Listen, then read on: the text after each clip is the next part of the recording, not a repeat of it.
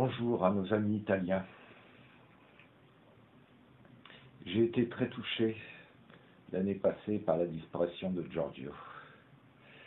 Mais cette année commence vraiment de façon abominable avec Charlie. Je m'excuse, je vais lire parce que sinon je n'y arriverai pas.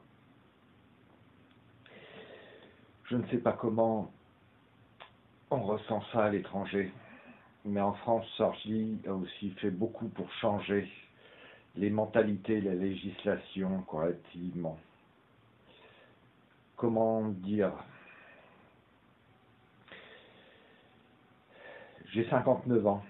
Wolinski, Cadu et les suivants, je les ai toujours connus.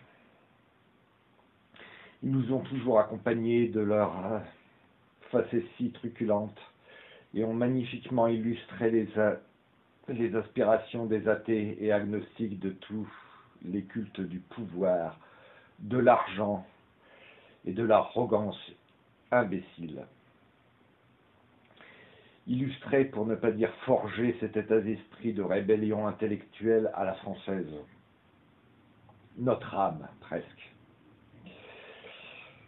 Ce ne sont pas de simples trublions sympathiques qui ont disparu tragiquement. C'est des symboles de la liberté, de s'exprimer. Mais bien des grands frères qui nous ont ouvert toutes les portes, qui ont fait qu'on se sentait bien de vivre dans un pays où les tabus, des tartuffes avaient du mal à prendre, grâce à leur iconoclastie. Qui n'a pas dans sa bibliothèque une de leurs bandes dessinées ou journal qu'on relit toujours avec délectation de temps à autre. Ils sont dans nos maisons, dans nos vies depuis toujours. Ces grands frères qui nous ont montré le chemin d'une vie libre de tout tabou intellectuel. Oh. Ils étaient partis loin devant et on ne les suivait que de loin. Mais ils faisaient partie de nos vies. À un moment même, je les avais perdus de vue. Leur esprit était devenu tellement naturel chez nous que leur présence ne nous manquait plus. Et puis le Front National a monté. Et puis Sarkozy est arrivé. L'islamisme radical a pointé le bout de son nez. Et puis les manifs des ultra-cathos. Alors tout ce qu'ils nous avaient insufflé jusqu'alors n'est plus resté une évidence. Et nous avons découvert qu'ils étaient toujours là, toujours aussi indispensables à notre morale qu'avant. C'est presque des gens de notre famille qui sont partis. C'est bon. C'est grâce à leur esprit que le pastafarisme m'a paru évident d'emblée. Un petit frère que j'ai modestement pris sous mon aile, comme il l'avait fait pour moi. Et je m'excuse, mais je ne peux pas cacher mon émotion.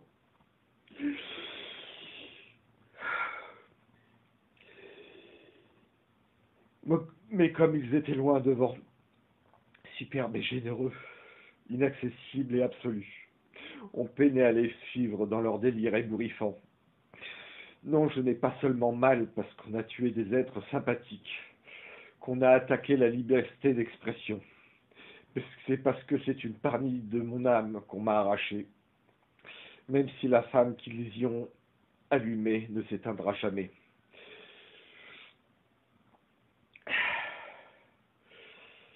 Je pleure, parce que Charlie et les autres, Brassens, Harakiri, le canard enchaîné, etc., ont fini par faire partie un peu de nous. Je suis Charlie. N'est pas simplement pour moi une métaphore pour honorer des gens magnifiques en ces instants tragiques. Non, je le sens vraiment au plus profond de moi. C'est sans doute bien que Sarkozy honore, vaille que vaille, la liberté d'expression de la presse qu'il a si souvent mise à mal. que certaines églises sonnent le tocsin pour marquer leur désapprobation de toucher à la vie prétendument issue de Dieu, fût-elle pécheresse. Mais comme je les sens loin, ces hommages contrits, pour qu'ils ne perdent pas la main, qu'ils arrêtent donc de se bousculer au portillon, et qu'ils respectent donc un peu notre chagrin. S'il vous plaît. Ah monstre, vous tous, vous êtes gravés dans mon cœur. Excusez-moi, c'est une horreur.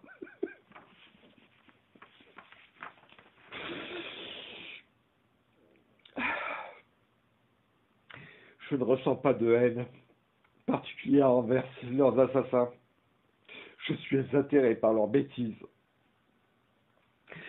Mais en quoi la haine atténuerait mon chagrin? Charlie ne m'a pas appris la haine. Ces assassins sont juste des gamins frustrés devant un magnifique château de sable qu'ils sont incapables de construire. Alors ils donnent un coup de pied dedans pour se donner l'illusion de la puissance. Mais c'est juste l'expression de leur impuissance face à leur impuissance de leur impuissance à faire de belles choses.